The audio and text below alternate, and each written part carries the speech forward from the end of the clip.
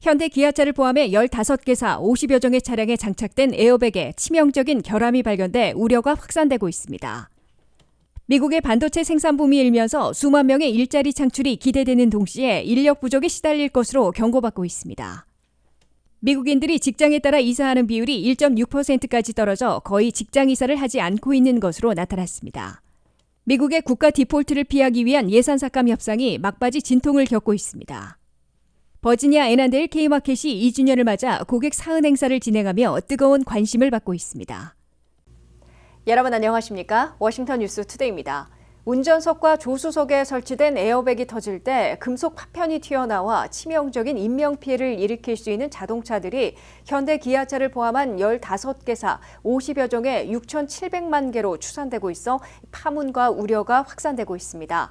현재까지 GM만 100만 대 리콜을 발표했고 현대 기아차는 2000년대 초반에 오래된 차량들로 나타났습니다. 하지만 에어백 제조사가 결함을 인정하지 않고 연방기관과 법정 투쟁에 나설 채비를 하고 있어 불안이 장기화될 것으로 보입니다. 안혜린 기자가 보도합니다. 치명적인 살상 무기가 될 수 있다는 연방기관의 경고가 나온 ARC사의 에어백 팽창기 파문이 일파만파 퍼지고 있습니다. ARC사가 8년간의 조사 끝에 경고와 리콜 권고를 내린 연방고속도로 안정청의 조사 결과를 거부하고 법적 투쟁에 나서려 하고 있어 운전자들의 불안과 우려가 증폭되고 있습니다. 이런 가운데 월스트리트 저널은 19일 위험한 에어백을 장착한 자동차 제조사들이 15개 브랜드에 50종을 넘고 있다고 보도했습니다. 월스트리트 저널은 자동차 제조사들이 8년간의 조사 과정에서 국립고속도로교통안정청에 제출한 자료들을 분석해 본 결과와 현재까지 문제의 에어백 팽창기를 장착한 자동차들은 15개 브랜드의 50여 종으로 680만 대가 확인됐다고 밝혔습니다. 여기에 연방기관의 에어백 6,700만 개를 역으로 추산하면 현재까지 확인된 수량보다 훨씬 많은 3,300만 대가 위험한 차량으로 꼽히고 있다고 CBS 뉴스는 19일 보도했습니다. 특히 NHTSA 국가고속도로 교통안정청이 리콜 대상으로 결정한 ARC사의 에어백은 6,700만 대나 되기 때문에 이를 운전석과 조수석에 설치했을 경우 3,300만 대가 잠재적 살상무기를 장착하고 주행 중인 것으로 우려되고 있다고 미 언론들은 경고했습니다. 15개 브랜드 50개 모델 가운데 가장 많은 곳은 GM으로 360만 대인 것으로 월스트리트 저널은 밝혔습니다. 지금까지 유일하게 GM은 99만 5천 대의 리콜을 발표해놓고 있습니다. 이에 따라 GM도 리콜 대상을 360만 대로 더 늘리게 될 것으로 예상하고 있습니다.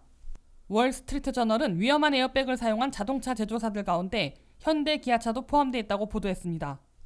다만 현대차의 경우 2000년에서 2005년까지 XG350, 2005년형 투싼, 2003년에서 2005년까지의 티브론으로 모두 오래된 차량들이어서 리콜을 발표해도 차량 대수는 많지 않을 것으로 보이고 있습니다.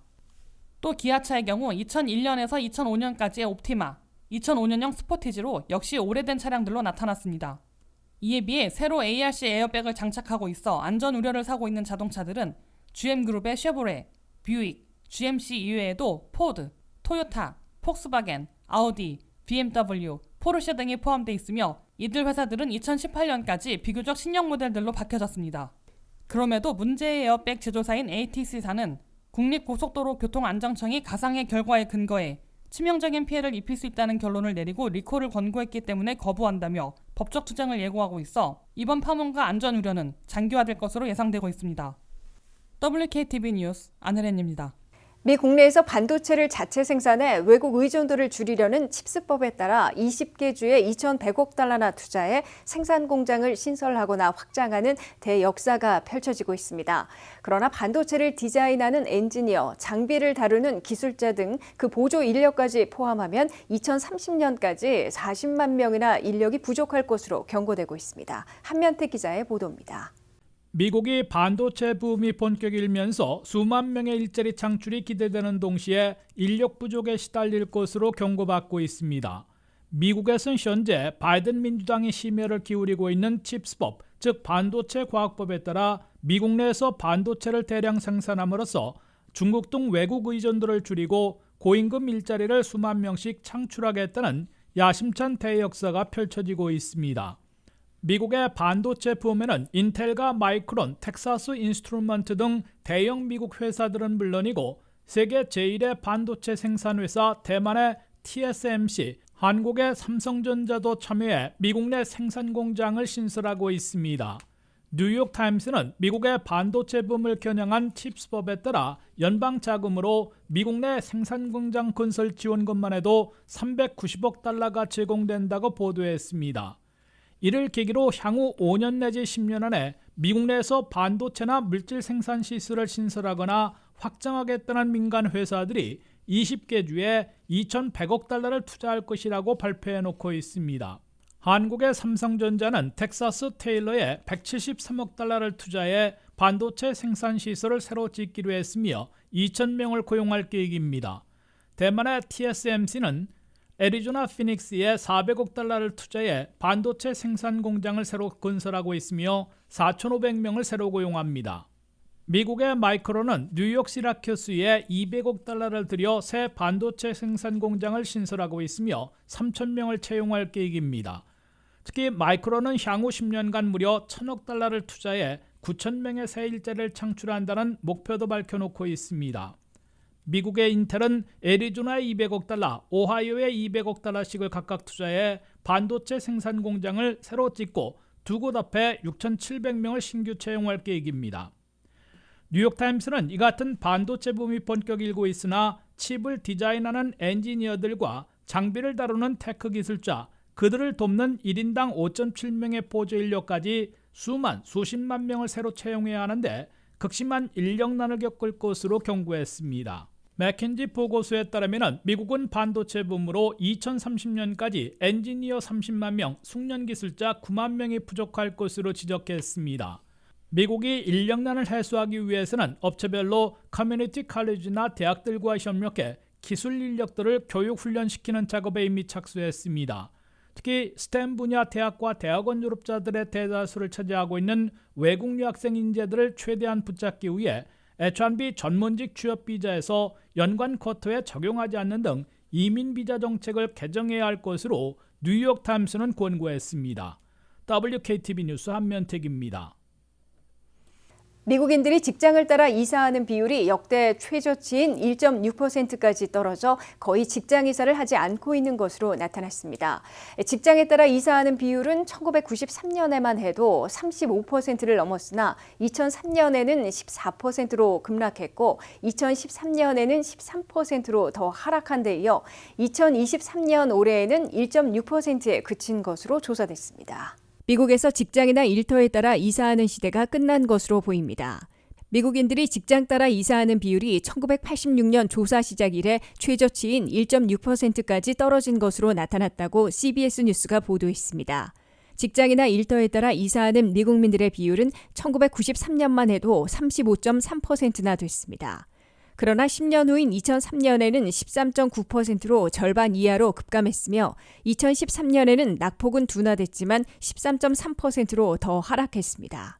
급기야 2023년 올해 현재는 직장 따라 이사하는 비율이 고작 1.6%에 불과한 것으로 나타났습니다.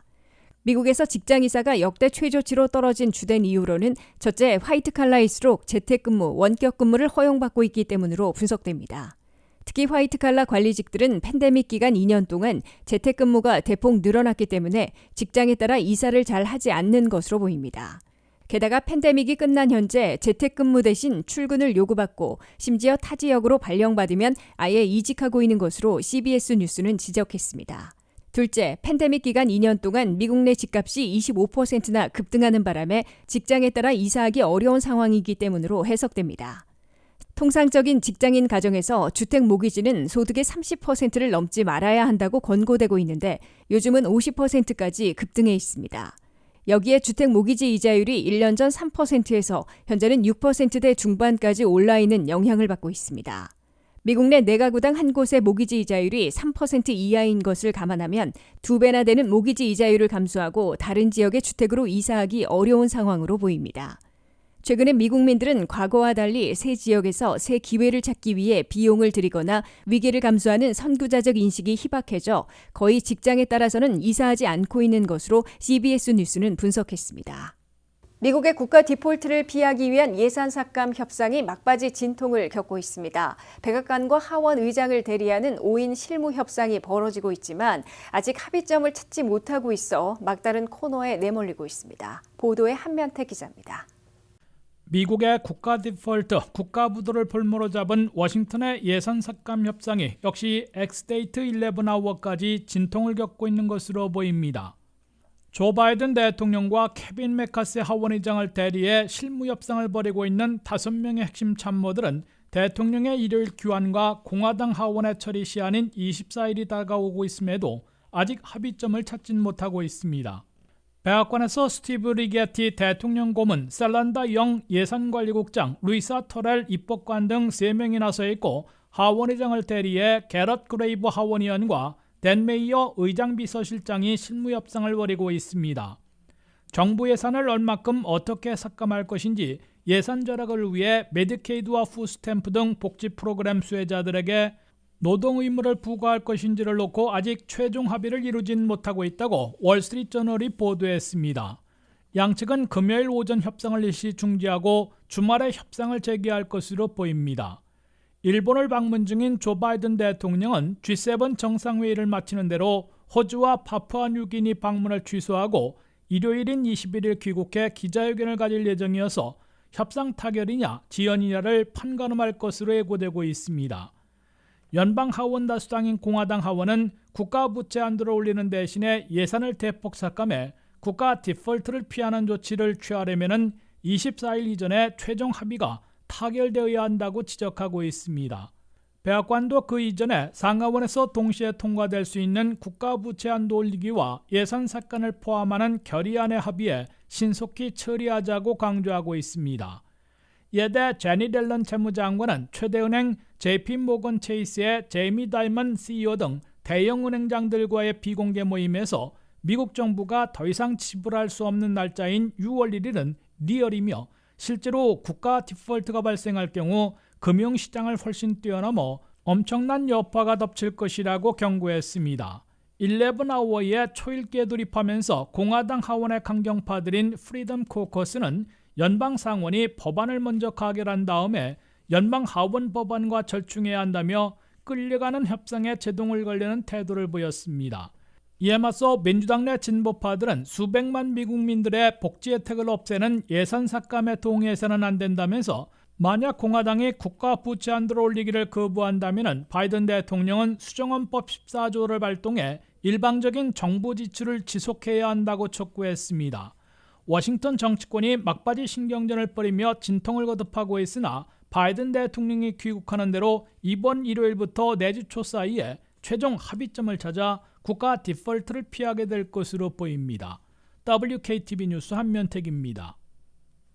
신생업체로 에난데일의 문을 연 K마켓이 어느덧 2주년을 맞아 고객 사은 행사를 진행하고 있습니다. 한국산 쌀과 배추, 갈비와 오징어 같은 우리 밥상에 오르는 식품들을 아주 저렴한 가격으로 구입할 수 있다고 하는데요. K마켓은 고객들의 만족이 건실한 K마켓을 만들어주고 저렴한 가격에 품질 좋은 제품으로 고객들에게 보답할 수 있다며 앞으로도 더 많은 관심과 사랑을 당부했습니다. 2년 전 신생업체로 에난데일에 자리 잡은 K마켓이 2주년을 맞이했습니다. 한인업체로서 한인사회에 기여하는 방법은 고물가 사태로 고통받는 한인들에게 더 좋은 품질의 물건을 더 저렴하게 판매하는 것이라고 밝혔습니다. 특히 지금 미국 경기가 아주 불경기라서 소비자들에게 조금이라도 부담을 줄이기 위해서 저희들은 이번 주에 전 품목을 대폭 할인하여 판매를 하고 있습니다. 지난 2년간 위기가 있다면 오히려 기회로 만들며 성장해온 K마켓은 이미 현지화가 많이 진행된 다른 체인과 경쟁하는 방법으로 한국과 연계를 더 공고히 해 신토부리인 한국 제품을 현지에서도 더 맛있게, 더 즐겁게 즐길 수 있게 도와드리는 것이라고 생각했다며 특히 2주년 기념주간을 맞이해 깜짝 세일을 준비했다고 밝혔습니다. 특히 품질 좋은 한국산 홍성쌀은 미국산 쌀보다 정말 저렴한 가격에 공급되고 있는데 이번엔 2주년을 맞아 평소보다 쌀과 배추, LA 갈비 등이 더 저렴한 가격에 공급되고 있습니다. 지금 생선부 같은 경우는 저희들이 이제 3불 49로 판매를 하고 있는데 타 회사 같은 경우는 지금 세일해서 4불 99 정도로 판매하는 걸로 알고 있습니다. 그리고 우리 정육부에서 LA 갈비 같은 경우는 9불 99 정도로 아주 저렴한 가격으로 판매를 하고 있고요. 홍성살 같은 경우는 저희들이 19불 99전 판매를 하고 있는데 2주년 만에 17불 99전으로 판매를 합니다. 배추 같은 경우는 21불 99전으로 판매하고 있습니다. K마켓을 자주 찾는다는 고객은 신선한 야채와 품질 좋은 고기와 함께 항상 입구를 지키고 있는 시큐리티 가드의 존재 때문에 더 마음 놓고 장을 볼 수 있다며 항상 어린 자녀를 데리고 시장을 보는데 든든한 마음이 든다고 귀띔했습니다. 또 쌀 같은 경우 대표적으로 가격이 많이 오른 제품으로 미국산 쌀은 비소가 포함돼 FDA에서 권고한 하루 섭취량 제한 가이드라인이 있고 비소 성분을 없애기 위해 1시간씩 물에 담가두어야 해 한국산 쌀을 구매하는 편인데 프로덕트 오브 코리아인 홍성쌀을 거의 절반의 가격에 구매할 수 있다고 반겼습니다. K마켓 측은 다양한 민족들이 입맛에 맞게 쇼핑할 수 있는 글로벌 마켓을 지향하며 다양한 물품들을 제공하지만 그 중에서도 한인 고객들의 사랑이 가장 감사하고 또 그 사랑에 보답해 상생할 수 있는 방법은 고객들의 만족도라고 생각한다며 꾸준히 유지되는 고품질의 야채와 높은 등급의 육류, 다양한 제품들은 2년간 구매해주신 고객들에 대한 감사와 답례라고 전했습니다. WKTV 뉴스 안혜련입니다. 이상으로 워싱턴 뉴스투데이를 마치겠습니다. 시청해주신 여러분 고맙습니다.